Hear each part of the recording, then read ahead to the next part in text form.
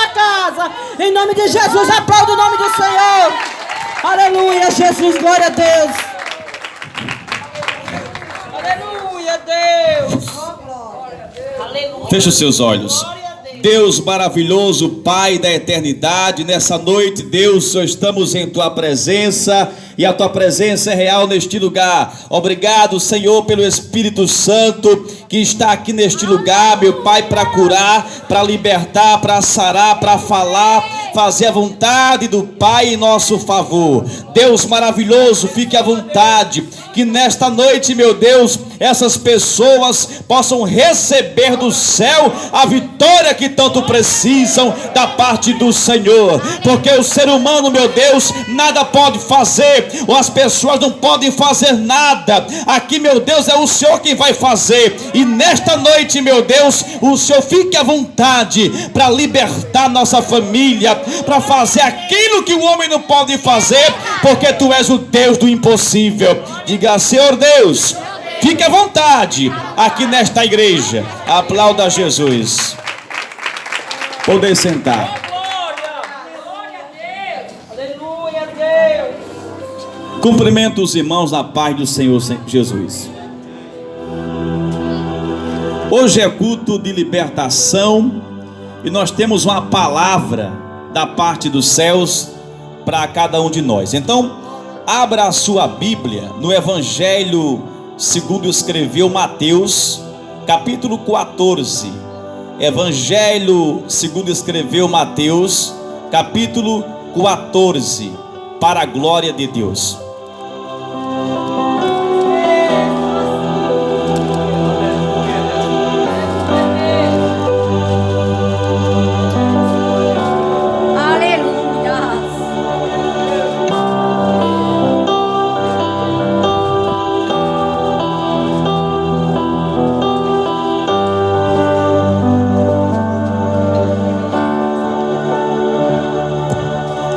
Os que já encontraram, diga aleluia.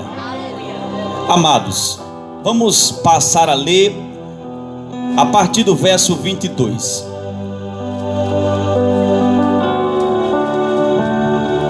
Diz assim: E logo ordenou Jesus que os seus discípulos entrassem no barco e fossem adiante para outra banda, enquanto despedia a multidão.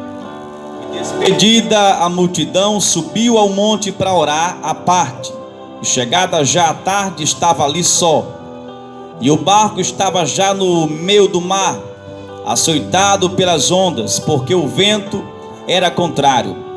Mas, à quarta vigília da noite, dirigiu-se Jesus para eles, caminhando por cima das águas. E os discípulos, vendo caminhar sobre o mar, assustaram-se, dizendo: é um fantasma, e gritaram com medo. Jesus, porém, lhe falou logo, dizendo: tende bom ânimo, sou eu, não temais. E respondeu-lhe Pedro e disse: Senhor, se és tu, manda-me ir ter contigo por cima das águas. E ele disse: vem. E Pedro, descendo do barco, andou sobre as águas para ir ter com Jesus. Mas sentindo o vento forte, teve medo, e começando a ir para o fundo, clamou dizendo: Senhor, salva-me. E logo Jesus, estendendo a mão, segurou-o, disse-lhe: homem de pequena fé, por que duvidaste? E quando subiram para o barco, acalmou o vento. Então aproximaram-se os que estavam no barco e adoraram-no, dizendo: és verdadeiramente o Filho de Deus. Aplauda esta palavra.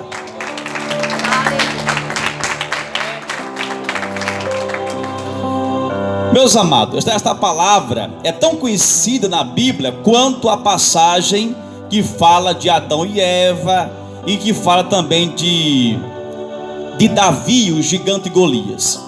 Mas eu trouxe essa passagem bíblica para ministrar nessa noite, porque nós somos guiados por Deus. E quando nós oramos a sós no quarto ou em outro ambiente e Deus mostra a passagem, nós não temos temor de ministrá-la, sabendo nós que Deus é quem está no controle. Então, ainda que seja uma palavra conhecida pela igreja, até mesmo pelo povo que se diz ser cristão, mas não tem intimidade com Deus porque não congrega, nós vamos ministrar pela misericórdia de Deus. Esta passagem, nós sabemos, vai falar que Jesus de Nazaré, ele está ali com os discípulos, mas por um dado momento, ele se afasta ali dos discípulos e fica orando à parte, orando no monte. Eu não consigo entender, inclusive, Josélia, algumas pessoas não gostam de orar no monte, acham estranho o monte.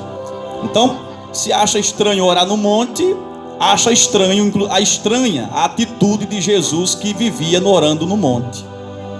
Seria dizer que Jesus errou por viver no monte. Então, meus caros amados irmãos, ele estava orando à parte no monte, enquanto que os seus discípulos pegaram um barco e entraram no mar.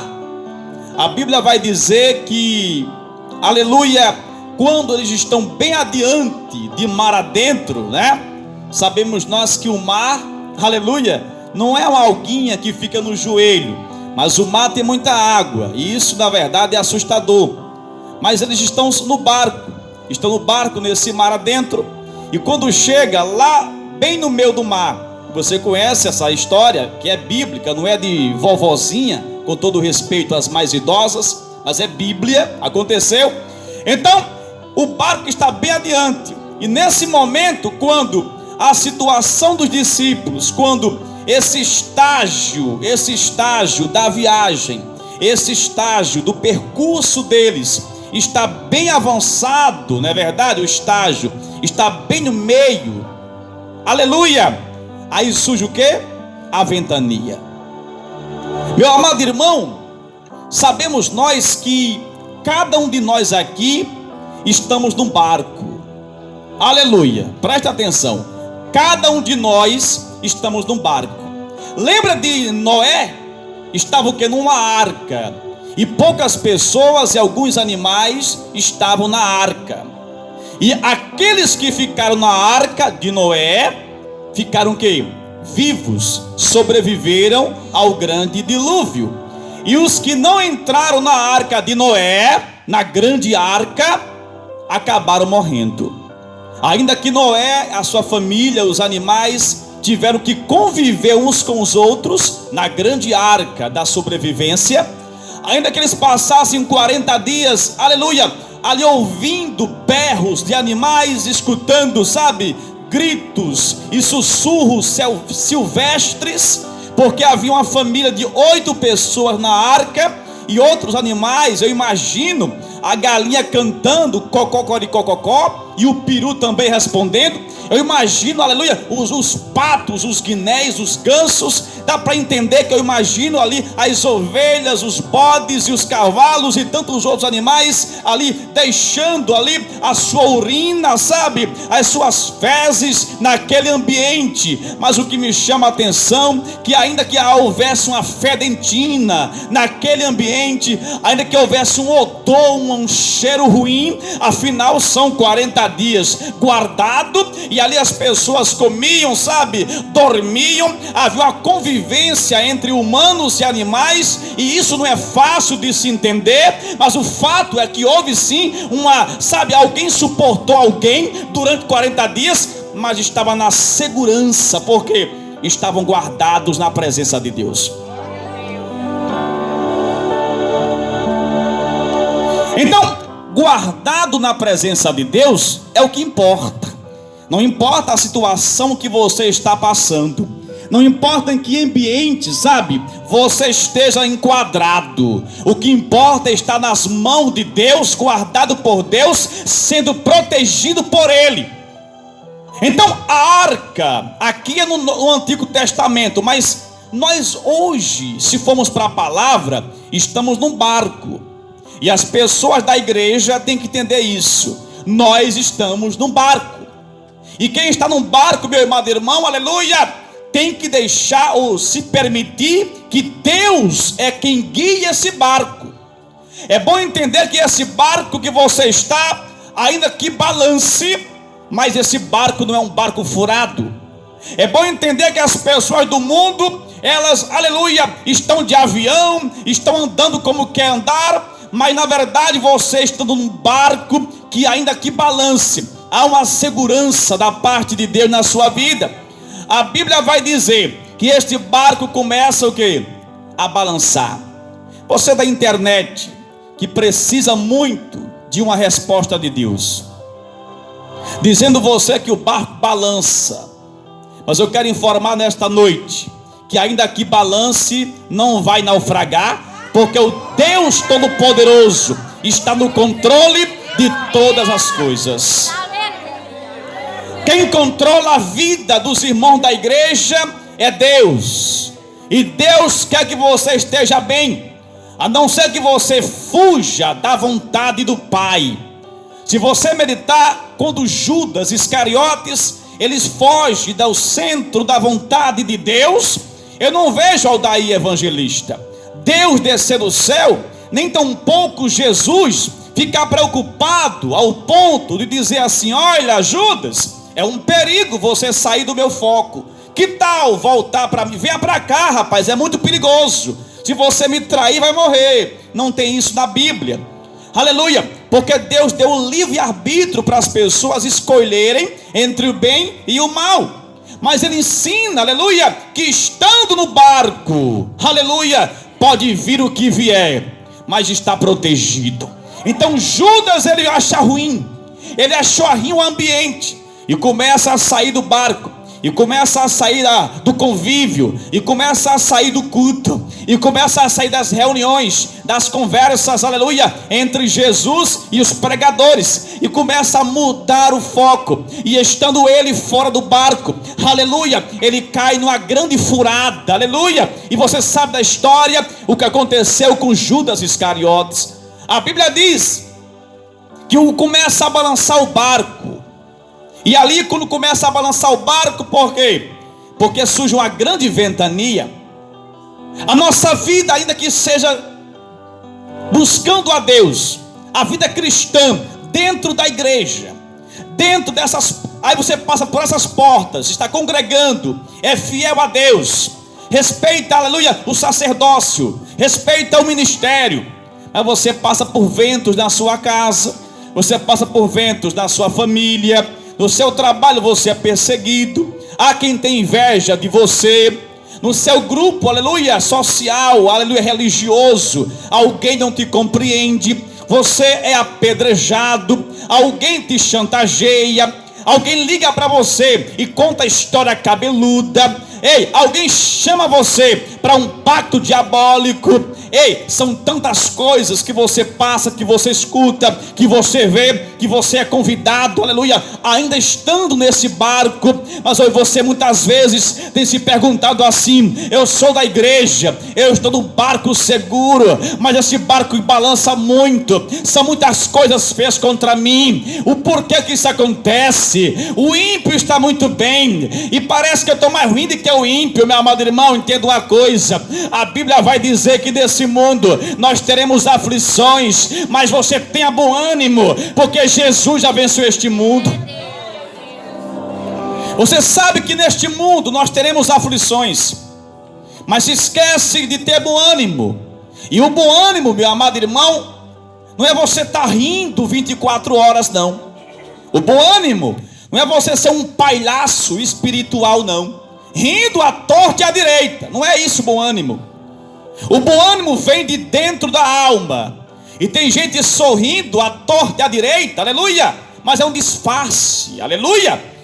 E o bom ânimo o ânimo é você ser animado da alma, do espírito, é você ser uma pessoa de dentro para fora, animado, empolgado, viver na fé. Isso é que é ter bom ânimo. E quando o barco balança, você olha para o barco, aí tem coragem e fé de estufar o peito e dizer assim: balança, mas não cai, porque o leão da tribo de Judá está neste barco para a glória de Deus. Aleluia. Tem tanta situação, minha esposa, que o barco balança, balança, balança. que a água quase entra, e se entra mais um pouquinho, e aí o ímpio, alguém, o diabo diz assim: agora se afoga, agora vai naufragar, agora está perdido, de hoje não passa. E você de pé para a glória de Deus, porque você não entrou num barco furado, você não está num barco nesta praia, ei, você está ali sendo guiado por Deus, e você não está remando não, quem rema é Deus, a tua vida, quem controla é o Senhor Jesus. Mas o tempo passa e passa e passa, e você continua perguntando, parece que esquece: meu Deus, por que tanta luta? Por que a enfermidade entrou na minha casa? Por que esse vento sopra tanto? E eu sou da igreja. Eu quero dizer, debaixo da graça de Deus, que toda a luta que você passou, está passando ou ainda pode passar, toda tempestade, ventania, temporal, tempestade grande, pequena, que você na verdade possa enfrentar, é com a permissão de Deus. Preste atenção, que Deus me usa mais na palavra. Toda a luta que você passa é com a permissão de Deus, e não, aleluia, preste atenção, não quer dizer que você está em pecado 24 horas. Os discípulos estavam o quê? Na presença de Deus. Porém, todavia, ainda assim, eles passaram por uma tribulação.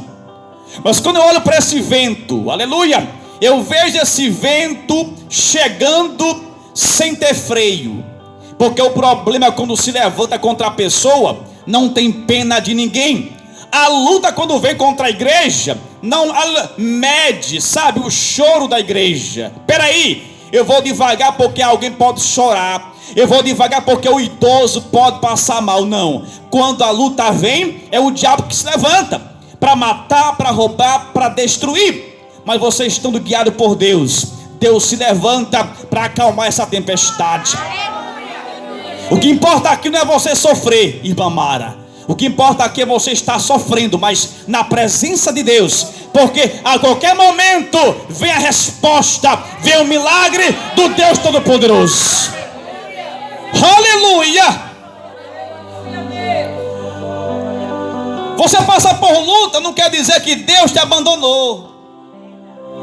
Quando o barco está bem no centro do mar, começa o que? A aflição, a luta. Quer dizer, quando a nossa vida está bem avançada no mundo espiritual, é nesse momento em que o diabo se levanta com muita fúria. Ei, os novos convertidos não sabem ainda muita coisa. É quando está bem no centro da experiência espiritual. Você que levantou as mãos para Deus agora, glória a Deus. Mas vai ser mais para frente o grande teste, a grande experiência. O barco começa, aleluia, do início do mar, tá tudo bem, mas vai marchando, vai remando. Quando chega bem adiante, bem na frente, tipo assim, já é quase um regente, já é quase um obreiro, já é quase um missionário. Aí que as grandes lutas vêm para os grandes homens e mulheres de Deus. Quanto mais Deus dá, mais Deus cobra. Então vem a grande ventania, vem a grande tempestade, aleluia. Eu imagino o medo bater na porta, e você sabe de toda essa história, porque o medo bate na porta daquele homem chamado Pedro. Quando Pedro pergunta: quem está aí? Achando que era um fantasma, porque Jesus está chegando para acalmar a tempestade. Mas eu imagino, aleluia, os discípulos dizerem assim: nós deixamos o mestre orando no monte, e agora quem vai nos socorrer? Nós estamos no meio do mar, nós 12, e o nosso Senhor Jesus ficou no outro lado no monte orando. Quem vai nos socorrer? Preste atenção. E agora?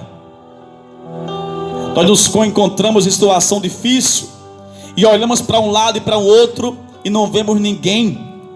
Sabemos nós que o nosso Deus, ainda que seja invisível aos olhos do homem, Ele está do nosso lado todos os dias. Olhe para teu irmão e diga assim: está vendo, irmão? Ele está perto de você agora.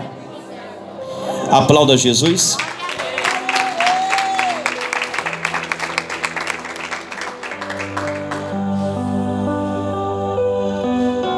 O barco está longe do monte. Mas quando o medo bate da tempestade, Jesus vem chegando, andando sobre as águas. E ali o medo é muito forte. Começa logo a interrogação: quem é? Será um grande fantasma? Será um fantasma que vem chegando? Aleluia. E quando Pedro desce do barco, reconhecendo, aleluia, que era Jesus de Nazaré, Pedro desce do barco e vai ao encontro de Jesus. Mas a Bíblia é quem diz que há um medo nele. E o medo é tão grande que Pedro começa a temer no seu percurso, na sua caminhada, e começa o quê? A afogar. Preste atenção. Quando eles estavam no barco, Noêmia, o barco balançava, mas não se afogava, mas não naufragava. Por quê? Porque Deus estava controlando o barco. Mas quando Pedro, não mais o barco, desce do barco que estava sob o controle de Deus, e ele mesmo, não o barco, mas ele próprio sai com a sua própria fé ao encontro de Jesus, a sua fé pouca falha e a sua incredulidade comanda o seu coração, a sua dúvida comanda a sua mente e o seu espírito. Ele começa a naufragar. Porque agora, aleluia, o próprio Pedro está o quê? Sob o comando da sua fé, e não mais o barco que estava sendo o quê? Comandado por Deus. Ele usa o que? A sua própria fé, e começa a naufragar. Que fé é essa? A fé que naufraga, a fé que não vai muito longe, é a fé duvidosa, é a fé negativa. Sabe de uma coisa, irmão? Se você quer vencer nessa vida, na vida espiritual, na vida conjugal, se você quer ser um vencedor, um conquistador, use a sua fé positiva. E quando é isso, pregador? É quando você crê sem duvidar. A Bíblia é quem fala que a fé que duvida, que a fé meio morta, é como a onda do mar, que vai e que vem. Se você duvida, você não vence. A pessoa que vence hoje e amanhã é um derrotado, depois vence, depois perde, sabe? Dá um passo para frente, 3 para trás, é o primeiro sinal que não tem fé, mas que não acredita. É duvidando mais do que ter fé. Porque aquele que não acredita em Deus suficiente para ter milagre, ele vence hoje e 3, 4 dias perde. Ele vai e ele vem. É como a onda do mar, que vai e que volta. Então Pedro falha quando vai ao encontro de Jesus. Ele começa a naufragar. Por quê? Porque o medo entra dentro dele. Louvado seja o nome do Senhor. Nós não podemos deixar o medo entrar dentro de nós. Não podemos. Se você não está entendendo, Jesus, quando andava pregando o evangelho nas aldeias, na região da Galileia, em Samaria e tantos outros lugares, presta atenção, eu lembro muito bem na Bíblia que a frase dele era essa, quase sempre: a tua fé te salvou. Não era o medo que salvou. A tua fé te curou, a tua fé te salvou. Presta atenção, irmão Jonathan, que gosta muito de Bíblia, né, irmão? Amém, glória a Deus. Está indo certo, no caminho certo. A tua fé te salvou ou te curou? Quer dizer, em momento algum, irmã Wanda, a fé usada ali não foi de Jesus, não. É a tua fé que cura você mesmo, que salva você mesmo. Então Pedro usou a fé dele para ir ao encontro de quem? De Jesus. Mas só que a fé dele estava o quê? Muito, mas muito fraca. Estava na incredulidade e acaba falhando. Preste atenção. Às vezes nós nos empolgamos. Às vezes os pregadores, inclusive eu, alguém se empolga e diz assim: olha, se não for pela tua fé, pela minha, você será salvo ou curado. Mas na verdade é necessário que use-se a fé da própria pessoa Porque Jesus mesmo dizia assim: a tua fé te salvou. Não é pela minha fé, mas é pela tua. Ou seja, se você veio hoje aqui com a tua fé, você vai sair do seu problema hoje aqui. Se você trouxe a sua, mas não a minha, mas a sua fé no seu coração, aquele teu problema vai ser resolvido hoje, para a glória de Deus. É a tua fé que é necessária para você se arrebentar na vida espiritual, na tua família, você ser um vencedor. Irmãos, a fé é algo muito forte. Eu aprendo muito bem, minha esposa, que a fé é algo, aleluia, que é coisa de homem, de ser humano. Sabia disso? Jesus não precisa de fé para operar na sua vida. Isso é muito forte. Deus não precisa de fé para curar alguém aqui, não, sabia? Jesus não precisa de fé para te curar. Quem usa a fé é o sujeito, o irmão, a irmã, para o quê? Atrair o coração de Deus. Logo ele despenca do céu o teu milagre. Aleluia. Os anjos do Senhor, é forte, eu vou dizer, até mesmo os anjos, eles não necessitam de fé para você ser curado. Os anjos, eles obedecem a Deus. Eles precisam obedecer a Deus, já que eles são mensageiros do Senhor. Tem bênção de crente que o anjo é quem traz. Eles precisam obedecer para trazer bênção para crente, para livrar crente, porque a Bíblia é quem diz que os anjos do Senhor estão o quê? Ao lado de quem teme a Deus. Mas a fé é da igreja. Quem precisa ter fé para não se afogar, para não se, morrer afogado desse problema, é você, sou eu. A fé vem de Deus, vem, mas quem tem que usar é o crente. Então Jesus não precisava usar fé.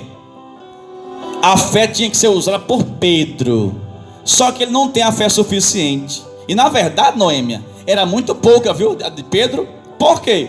Porque quem diz é a Bíblia que se tiver a fé do tamanho de um grão de mostarda, já faz muitos milagres. Aí Pedro se afoga. Quer dizer, era um incrédulo, era um crente ainda, né? Era um crente cru, um crente quase, mais ou menos. Talvez se fosse, nos dias de hoje, eu imagino Pedro, dá lugar ao diabo de vez em quando. Tanto é que ele dá lugar ao diabo, quando diz assim: não vá não, Jesus. E Cristo diz assim: apartai-vos de mim, diabo, porque tu não sabes, não compreendeis as coisas do meu Pai. Então a ventania está lá e ele vai o quê? Encontrar Jesus Cristo. Mas no meio do caminho começa a temer. E nesse medo, aí onde está o perigo? É o medo. Aonde está o medo? Esse é o perigo.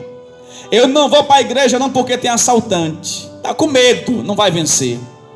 Não vou para a igreja porque está chovendo, deve cair um raio na minha cabeça. Não cai não, irmão. Não cai não, irmão. Se cair do céu é chuva de bênção na sua casa. Eu não vou para o culto não porque lá tem muito demônio. O irmão expulsa o demônio, aí a irmã vomita, cai no chão, é um desmantelo. É não, irmão. Desmantelo fica o homem sem Deus. Mas quem busca a Deus tem vitória e tem salvação. Tudo é um medo. Eu não vou louvar porque posso errar. Estou com medo. De quê, meu irmão? Não temos aqui algo que faça medo. Porque o Deus que dá a você coragem. Porque quem diz é a Bíblia que o Senhor não nos deu um espírito de medo, mas de ousadia, de intrepidez, para você usar a autoridade na sua casa, na sua família. Sabia que você muitas vezes tem usado a sua força do braço e não tem vencido? Porque Deus quer que você use a sua fé, a sua coragem, para você não se afogar. A Bíblia é quem fala que nesse momento os discípulos, quando vê o milagre, a tempestade se acalmando, tudo normalizando, eles ficam de boca aberta. Eu imagino ele falar assim: mas rapaz, eu sabia que tu era o homem de Deus, mas nem tanto. Até o mar se acalma quando o Senhor repreende, a Bíblia fala que tudo ficou o quê? As mil maravilhas. Irmãos, nós precisamos olhar para o problema a partir de hoje com os olhos de fé, e não de dúvida, e não de medo. Quem era maior, o gigante Golias, ou o garoto jovem, talvez adolescente Davi? Era o Golias. Golias era um homem muito alto, um gigante. Mas quando Davi olha para ele, ou seja, quando Davi olha para aquele problema, que é o gigante, ele olha com os olhos da fé. E quando nós olhamos, Jerusa, com os olhos da fé para um grande problema, esse problema é probleminha.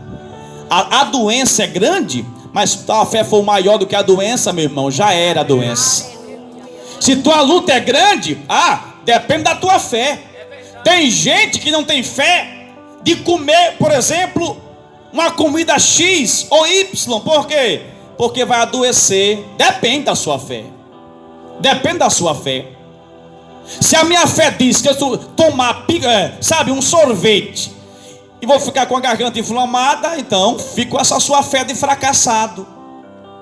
A sua fé é quem vai dizer aonde você vai chegar. Glória a Deus. A sua fé diz quem você é. Tem gente que bate no peito, sabe? E tem prazer em dizer assim: eu sou, pequeno mesmo. Aleluia. Rapaz, tu és grande, porque você tem uma grande herança daquele que é o maior de todos, o nosso Deus. Agora, preste atenção. Você é humilde porque tem o Espírito Santo, mas você é grande porque você é filho de Deus, o Todo-Poderoso. Você é importante para Deus. A única luz da terra são os crentes.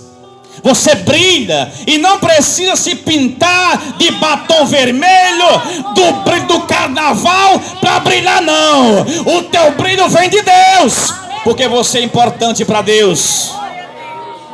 Não tenha medo, tenha fé. Você é o que a sua fé diz que você é. Mas tem muita gente assim: eu sou muito doente. E quando alguém diz assim: eu tenho uma dor nos ossos, aí eu tenho diabetes. Eu tenho diabetes, ninguém tem, aparece cabida. E a minha diabetes, e a minha taxa está lá em cima. E a minha doença, a minha doença é grave. E aí a minha mais que a sua faz questão de dizer que é doente. Inclusive disputa uma com a outra. Nós temos que repreender isso e aceitar o que é bom para nós. Rejeitar a enfermidade, rejeitar o diabo, rejeitar o que não presta, rejeitar o medo e aceitar a fé em Cristo Jesus.